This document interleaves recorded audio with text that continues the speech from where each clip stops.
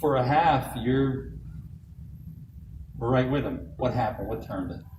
They picked up the pressure a little bit on us. Something that we've seen all year, but we just weren't able to handle in the second half. They have a lot more length and speed than you think or you see on film. Spatafor and Di Michelle are two really good athletes. And then they got two guys in the back, too, that are, monsters, too, and they're very good as well.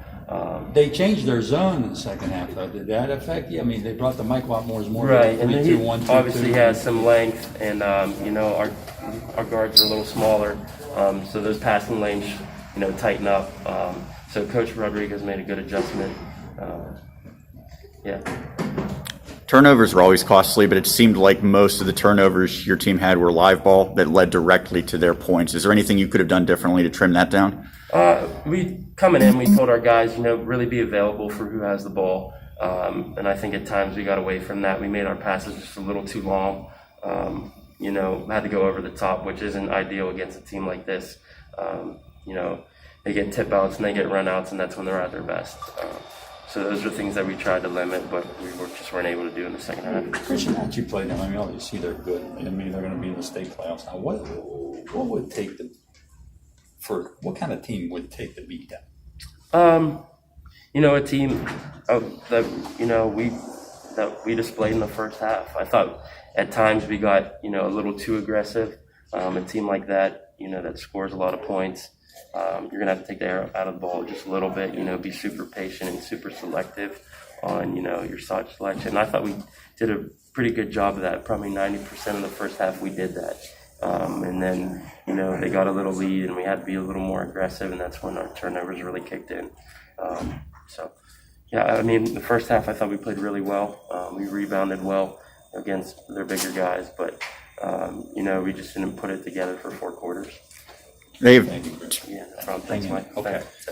They have two of the best players in the WPIAL, but it looked like Brevin Williams certainly was right on par with them with his great performance. What stood out about his game tonight? Brevin's been one of our go-to guys all year. Brevin's going to be a well-known name after this year. He's really had a coming-out party. So he's right in there with those guys. College coaches are going to start come looking for him. He really made a name for himself this year, and especially today. You were in this spot as a player, but you had the opportunity to then go on to the States. These players don't have that opportunity now. So what was the message after this one finished up? Yeah, I couldn't be prouder as a coach. I mean, with all the stuff that has gone on this year, cancellations, postponements, all the temperature checks and, Google forms that you have to do. It's really stressful on the kids, but I mean, they battled, and you could see they battled until the clock hit 0 today. So as a coach, I couldn't be more proud of them on and off the court. Final thing, what does this mean for this program, not just this year, but moving forward now?